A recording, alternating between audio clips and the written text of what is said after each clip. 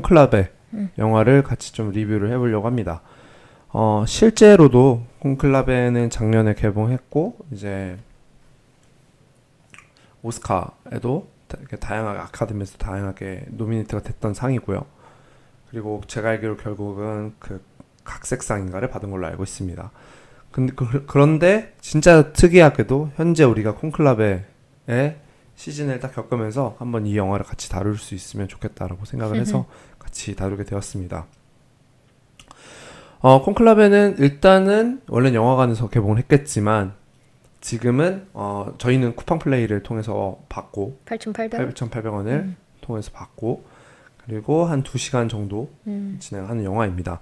그래서 소설이 원작이고 그리고 각색상을 받았다는 건 소설이 원작이었던 거라니까 그걸 가지고 이제 영화화를 하셨는데 이제 주제는 이제 콘클라베는 이제 교황이 죽은 다음에 새로운 교황을 뽑는 그 시간을 말하는 것입니다. 그래서 콘클라베는 이제 콘클라베 원래 뜻 저도 슈카 월드에서 봤는데 열쇠로 문을 잠근 다음에 이거를 열 때 문을 걸어 잠그는 거 있잖아 옛날에 그거를 콘클라베라고 한대. 그래서 실제 영화에서도 보면은 그 모든 추기경들이 다 들어가고 문을 걸어 잠그는 장면이 나오죠. 그거를 콘클라베라고 하는데 그때 동안 이제 교황을 선출을 한다. 근데 이제 콘클라베의 특징은 뭐냐면 그 일단 끝날 때까지 그러니까 전체 참여한 그 투표 인원의 3분의 2가 돼서 교황이 될 때까지 무한 투표를 하는 거고 우리나라는 이제 어떻게 보면 당마다 이제 대표 한 명씩을 선출해서 하지만 콘클라베에서는 그런 것이 없이 그냥 모든 추기경들이 후보가 되어서 투표를 무한으로 돌리다가 이제 딱 3분의 2가 넘었을 때 교황이 선출되면 끝난다라는 것이 콘클라베의 이제 특징이다라고 말씀드릴 수 있을 것 같습니다. 그래서 본 영화는 일단은 약간 정치 스릴러 같은 느낌. 스릴러인가? 정치 스릴이지. 정치, 약간 그런 느낌인데 일단은 어떻게 보셨나요? 사실 뭐 그런 천주교의 문화에 대해서 전혀 몰랐었고 막 교황을 그렇게 선출하는지도 몰랐었고 이 영화를 통해서 좀 그 문화를 배울 수 있었다는 점에서는 되게 좋은 영화라고 생각을 하지만 난 개인적으로 정치 영화를 별로 좋아하지 않고 그리고 그 다 똑같은 옷을 입고 나오잖아. 그래서 나는 좀 헷갈렸어. 이름도 너무 어렵고 그 뭐라 하지? 그 이름이 본명이 아니라 세례명을 쓰잖아. 그것도 너무 어렵고. 아무튼 내가 받아들이기에 조금 어려운 영화였지만 그래도 볼만했다. 그리고 약간 미적 미장센? 미장센 빨간색이랑 안에 예술적인 것들이 그런 것도 되게 볼만했고 맞아요. 그래서 어떻게 보면 로렌스라는 사람이 맨 처음에 콘클라베 단장직을 맡으면서 이제 전체적인 그 투표를 이끌어 갑니다. 그러면서 어쨌든 뭐 지정 후보는 없지만 몇몇의 사람들이 뭐 대두되는 후보들이 있죠. 그들의 이제 스캔들이 막 나오고 하면서 한 명 한 명씩 안 된다. 이 사람 안 된다. 그래도 이 사람을 계속 끌고 가야 된다.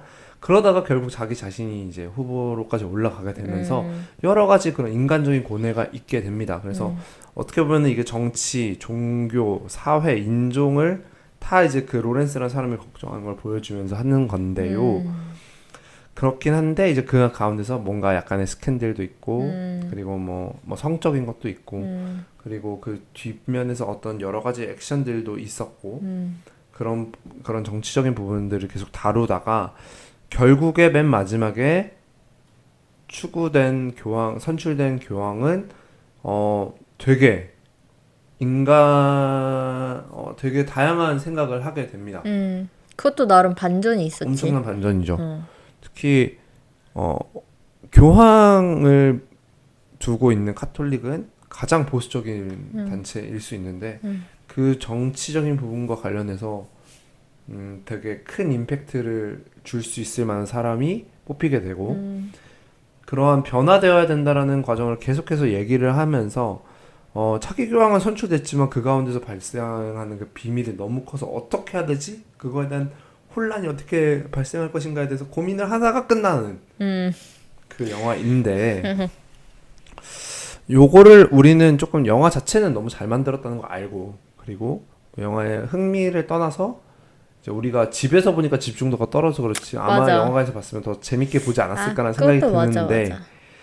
궁금한 거는 이제 얘기하고 싶은 거는 기독교라는 종교가 우리가 계시록에서 다루었지만 어떻게 보면은 최소 2000년 그리고 모세와 아브라함의 시대까지 합쳐 거의 한 6000년에 이어지는 종교인데 그 안에서 이제 전통성이라는 게 있을 거란 말이야. 그게 얼만큼 변화돼도 되는지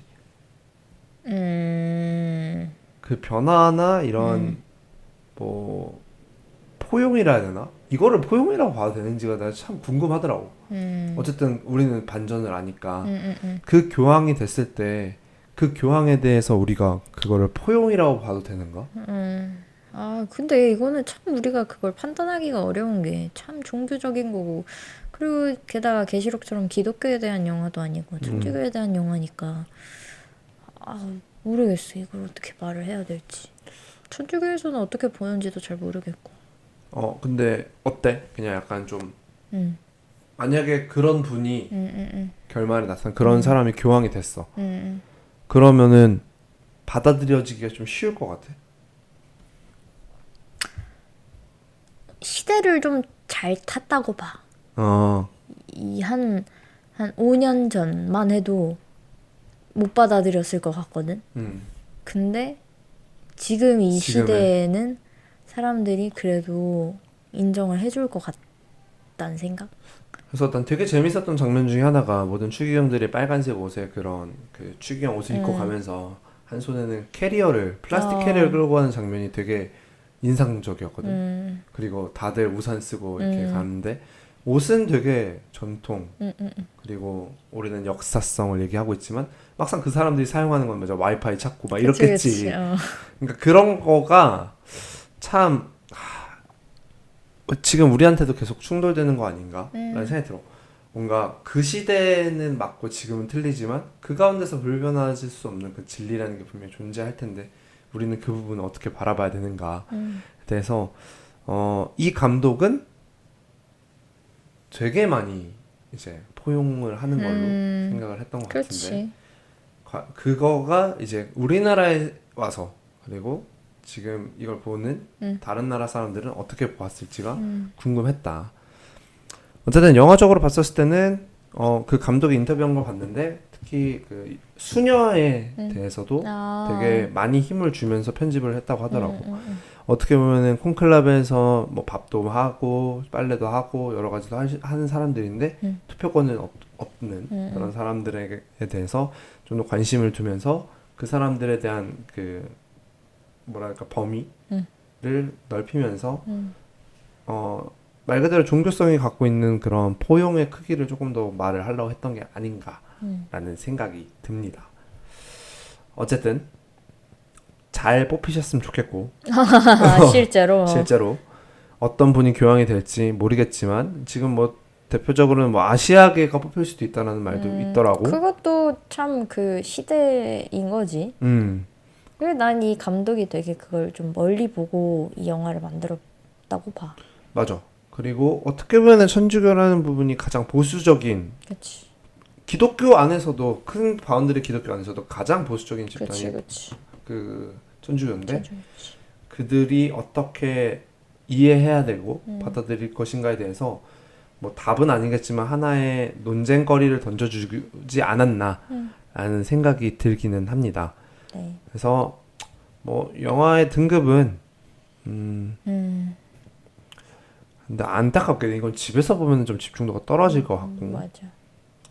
그래도 그러니까 영화 때깔이 내는 거 봤을 때 그냥 A급을 줄 수 있다고 생각해. A나 S급 너무 잘 만들어서 그래 잘 만들긴 했는데 난 스토리가 너무 집에서 보기엔 좀 맞아. 지루한 면이 있었다. 집에서 보기에는 좀 지루하다. 난 B. B. 그러면 A, B. 가위바위보 보자. 가위바위보. A A로 하세요. 올리겠습니다. 네, 콘클라베는 A 정도고요. 그리고 실제로 이제 뽑힐 교황님도 잘 뽑혀서 또 이전에 프란체스코 교황님과는 또 다른 사랑의 모습을 폭넓게 보여주시면 좋겠습니다.